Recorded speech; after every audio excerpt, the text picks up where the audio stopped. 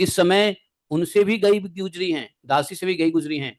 दासियों की दासी के बराबर भी सम्मान हमको नहीं मिल रहा है। हम लोगों को बार बार हम लोग तिरस्कार ही पा रही हैं।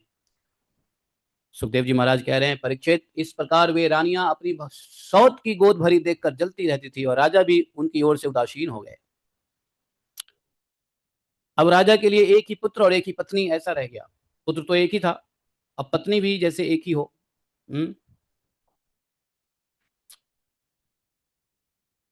अब द्वेष हो गया, प्रथम रानी से बाकी सबको द्वेष हो गया और द्वेष के कारण रानियों की बुद्धि मारी गई। जानते हो, ये मन की बहुत बड़ी विकृति है। द्वेष, द्वेष नहीं पैदा होने देना चाहिए, मालूम है। द्वेष एक ऐसी चीज है जो सारी बुद्धि को नाश कर देता है। क्या करना नहीं समझ में आएगा, और आपको हमको किसी को भी द्वेष आते ही सारे उल्टे सीधे काम करवा देगा, सारा पाप करवा देगा द्वेष।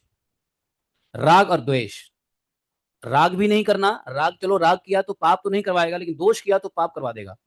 राग से तो यह है कि मोहित हो जाएंगे, भगवान के रास्ते से भटक जाएंगे, अपने जीवन के कर्तव्य को भूल जाएंगे अगर ज्यादा राग संसार में हो गया तो। लेकिन यदि द्वेष हुआ तो क्या होगा? द्वेष होता है तो पाप कर्म करवाता है।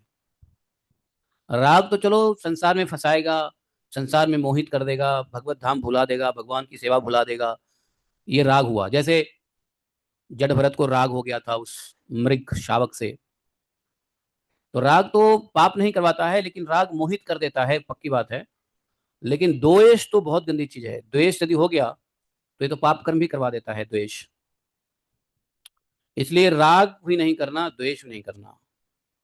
द्वेष, जब भी किसी के प्रति द्वेष मन में आवे तो तुरंत सावधान हो जाना चाहिए हम लोगों को, क्योंकि किसी के प्रति द्वेष आते ही उसके प्रति नुकसान हम देखना शुरू कर देते हैं कि उसका ये नुकसान हो जाए, उसका वो नुकसान हो जाए। द्वेष का एक लक्षण होता है, जैसे ही मन में द्वेष आएगा ना, आप उस व्यक्ति का नुकसान चाहोगे। आप सोचोगे कि वो मर जाए, उसका धन नाश हो जाए, उसका पुत्र नाश हो जाए, उसकी नौकरी नाश हो जाए, उसका प्रतिष्ठा इज्जत नाश हो जाए।